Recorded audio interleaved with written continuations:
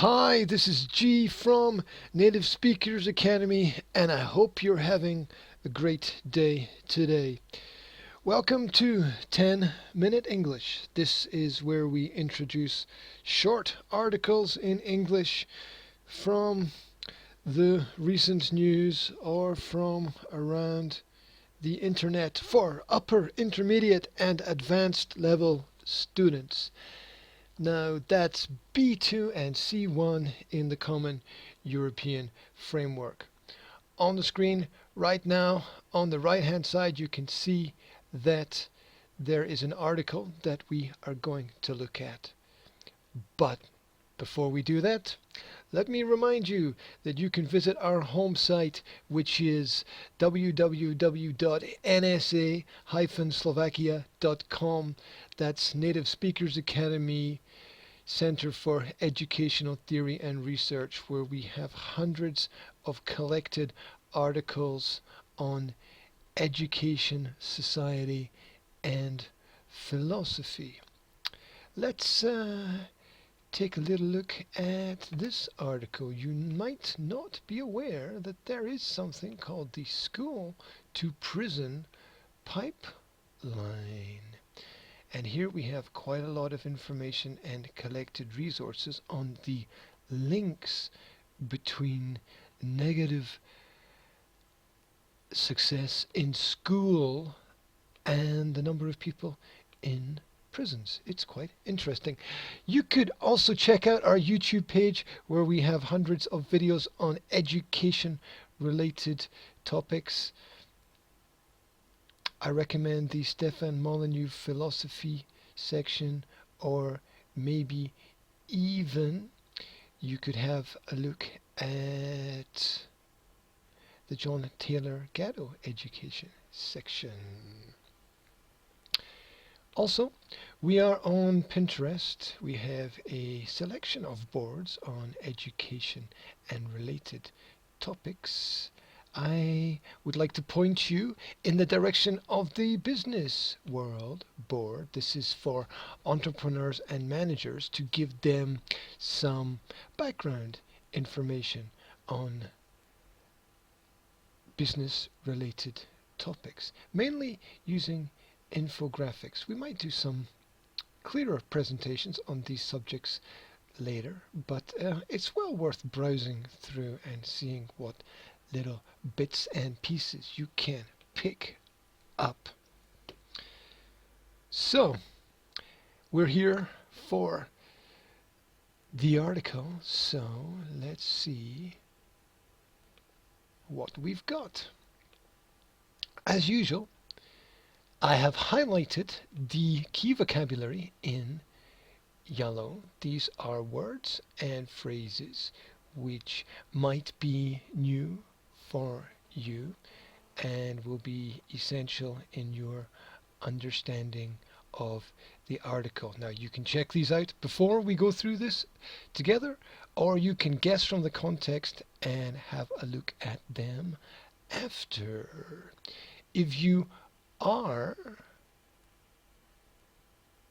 checking out the vocabulary, I recommend using define followed by the word or phrase that you're interested in, and typing that into the Google search engine. Here we have an example of something that I did earlier. School, an institution for educating children. But there are many different ways that school is used within the English language. I think it's also quite fascinating.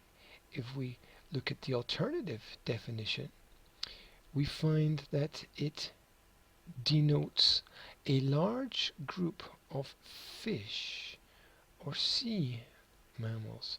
And here I would like you to imagine a school of fish and the way that they move when they are all tightly packed together, and compare that with the way in which education guides young people. I think that it's quite interesting. And there are many many ways to look at this word and its definitions. We don't have time to look at them all. I also recommend the online etymology dictionary. Here we find the first basic definition of school as a place of instruction.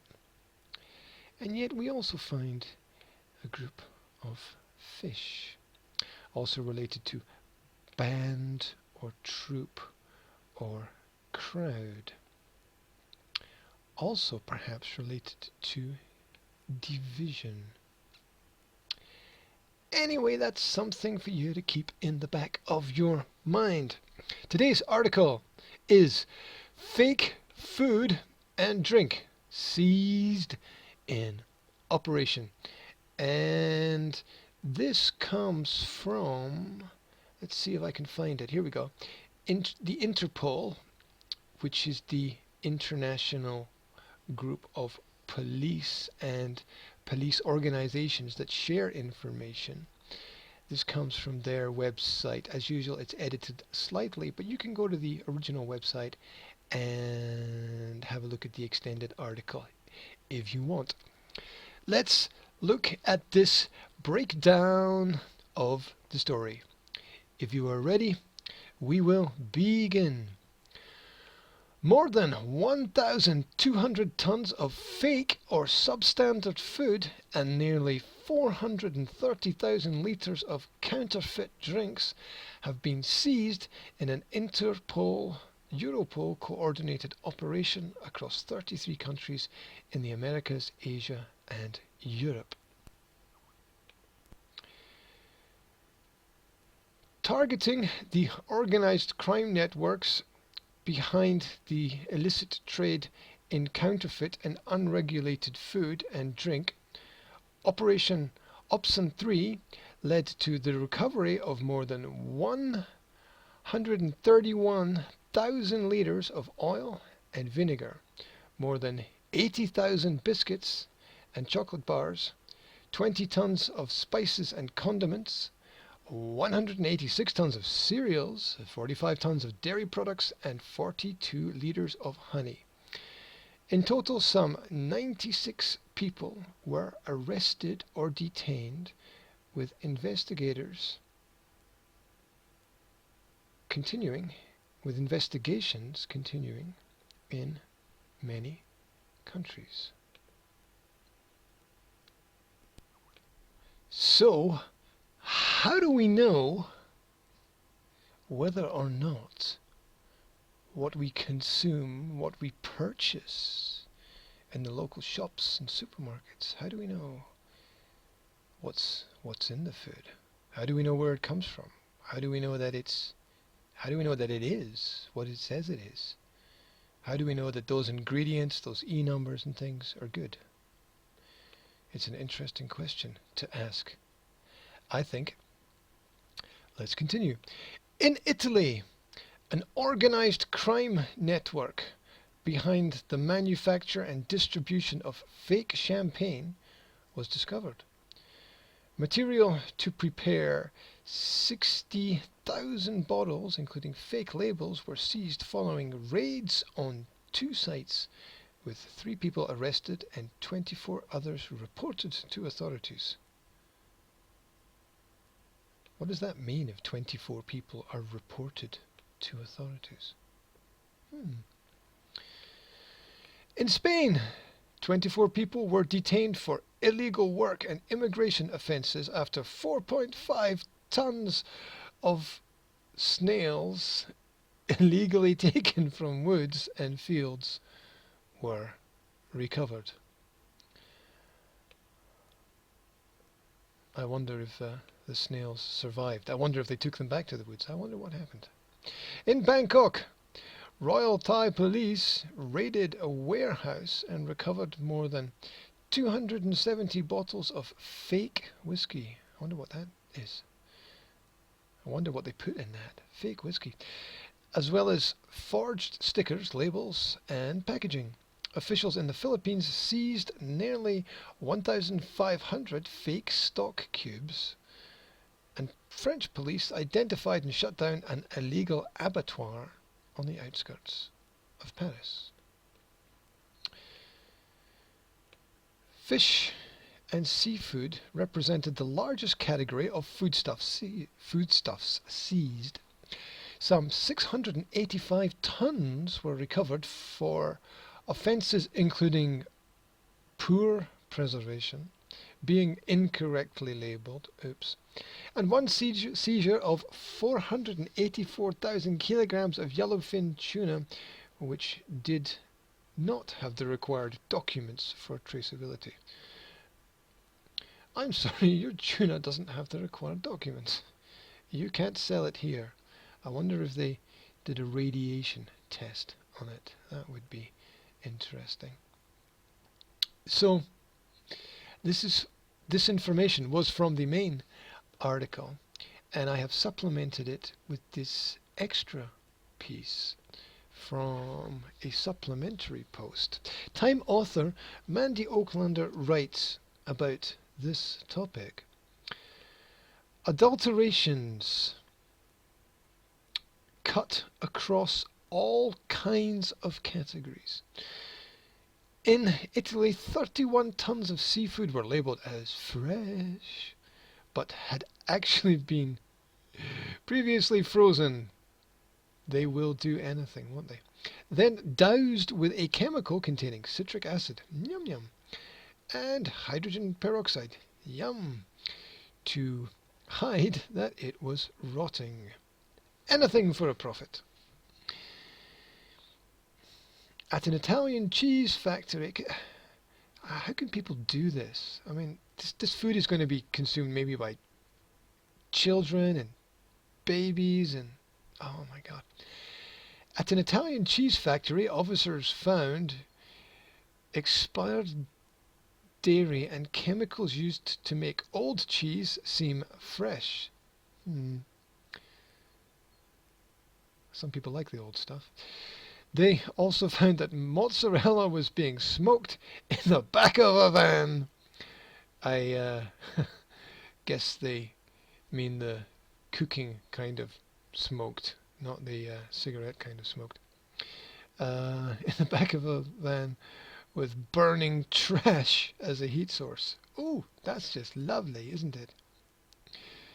You have no idea what goes on with this, do you? My father used to work in the meat industry. Used to come home with all these stories. Anyway, Egyptian authorities seized 35 tons of fake butter. How can you fake butter? And shut down an entire factory producing something that was sold as tea. Could be anything in it, couldn't it? In those tea bags. Could be absolutely anything. In Thailand, officials destroyed 85 tons of meat that had made its way into the country without health and safety testing. Why do they need health and safety? Or is that just a term? And in the US, the FDA, that's the Food and Drugs Administration, because they class food and drugs together.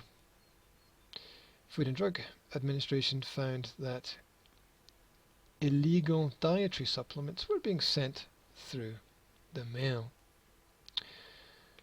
At least somebody is keeping an eye on things. The source of these articles was Internet and Interpol, and links to the original articles will be added together with this video online. If you're hearing some little pops in the background and some strange noises, that's because I've left Skype open. Mental note, close Skype before making a presentation. Anyway, notes and thoughts. Why do you trust what you don't know? Why do you trust that it is what it says it is? Think about it. Why do you trust what you don't understand? You don't even know where the food comes from. You look at the label, you don't even understand the words that are written there. What is the reason for this?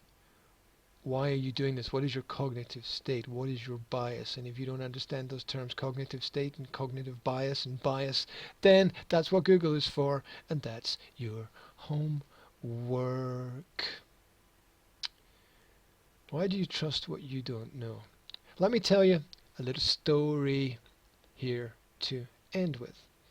Now, somewhere I have a picture. Ah, here we go.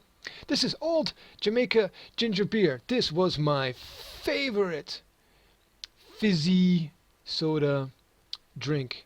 Um, I liked it because it actually contained real Jamaican root ginger, it says here, with fiery Jamaican root ginger. And I thought I would do a little experiment with it and read what was written in the ingredients label. And on the ingredients label, I found this ingredient, sodium benzoate. So I thought I'd have a look and see what this is that I had been drinking. And this is what I discovered.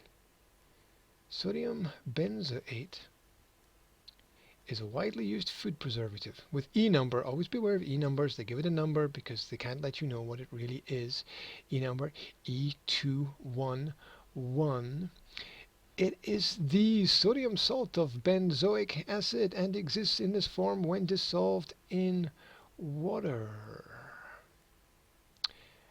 Benzoic, as in benzene.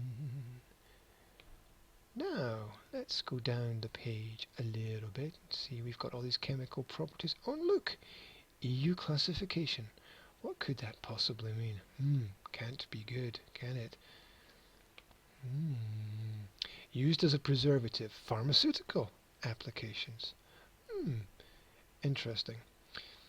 Sodium benzoate has been shown to halt the progression of Parkinson's in mice. Wow, isn't that fantastic? Can you actually believe we have scientists? What do?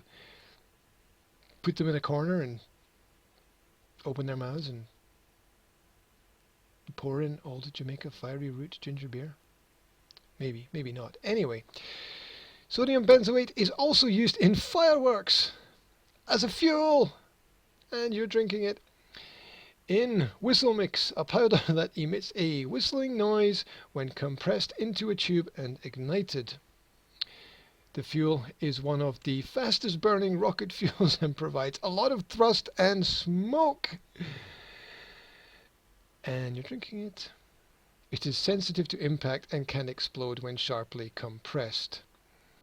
Isn't that what a can of fizzy drink is? Oh my god.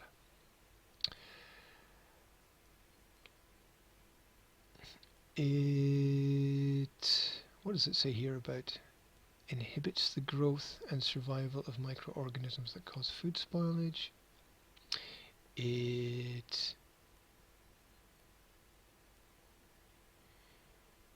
You can read it for yourself, basically.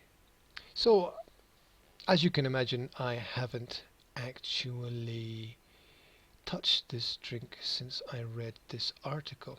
In combination with ascorbic acid, vitamin C, sodium benzoate and potassium benzoate form benzene, a known carcinogen. Isn't that the same stuff that you fuel your car with?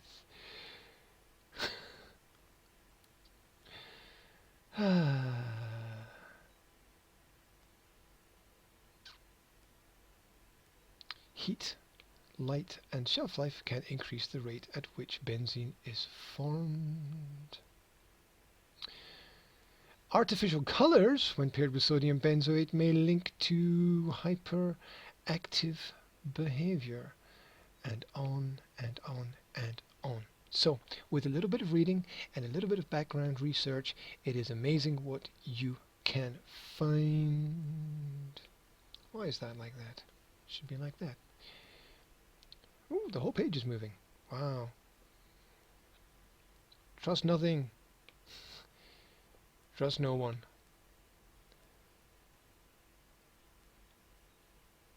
The whole page really is moving. Wow. Okay. This is about all we have time for today. If you are interested, then you can suggest an article that we can cover and look at together online. Just send us a link and we'll check it out. Give us some feedback. Tell us what you like, what you don't like, what's useful, what's not.